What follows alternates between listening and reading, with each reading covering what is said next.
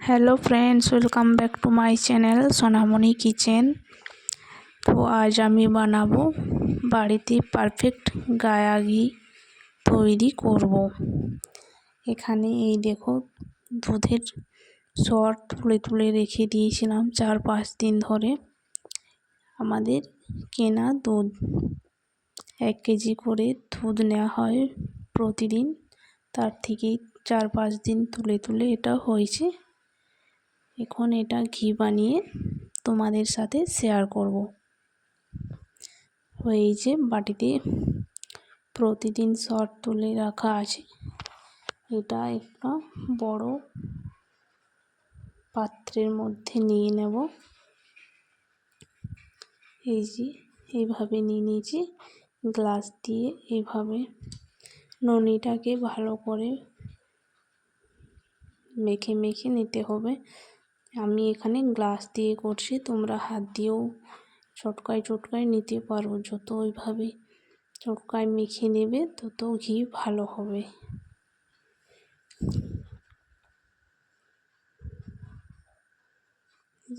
এখানে একটু জল মিশিয়ে নেব পাতলা করে, আবার কিছুক্ষণ চটকিয়ে নেব। মোটা মোটা যত থাকবে দানা দানা থাকতে দেওয়া যাবে না, পাতলা করে মিহি করে নিতে হবে। এইভাবে মেখে এভাবে গ্লাস দিয়ে গুলে গুলে ভালো করে সবগুলো মেখে দিতে হবে।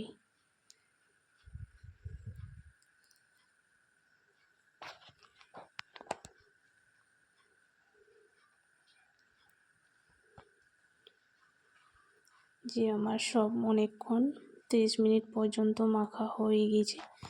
এখন এরপর এটাতে পুরো 1 ঘটি জল ঢেলে দেব, তাহলে যতটা ঘি হবে সব উপরে চলে আসবে, ভেসে যাবে। এই দেখো, জল ঢালার পর ঘি সব ভেসে উঠেছে। এখন আমি যে পাত্রে ঘি ফোটাবো সে পাত্রটিতে ঘিটা তুলে নেব।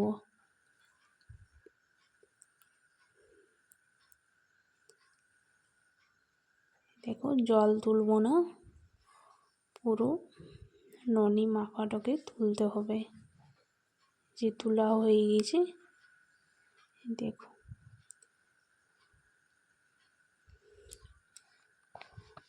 যে এটা হয়ে গেল ঘোল, এটা ঘি। এটা গ্যাসে চাপিয়ে দেব। গ্যাসের ফ্লেম পুরো রেখে দিয়েছি, কম করিনি। এই যেভাবে ফুটিয়ে নেব।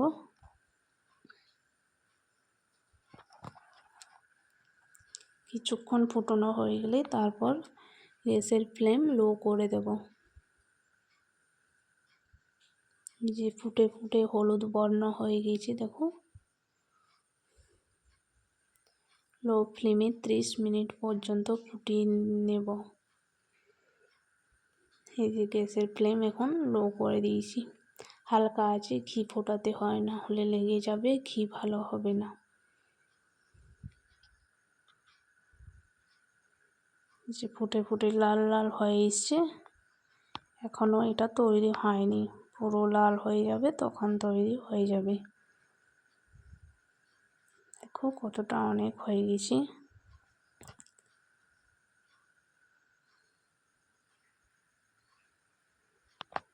এই যে যত দানা দানা দেখছো, এগুলা যত ভালো করে চটকে নেবে তাহলে ওগুলা বেশি থাকবে না,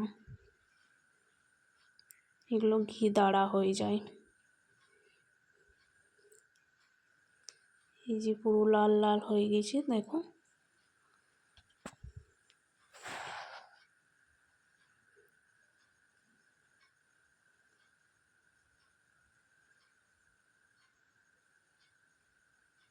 এভাবে লাল হয়ে গেছে, এখন আমি গ্যাস বন্ধ করে দেব।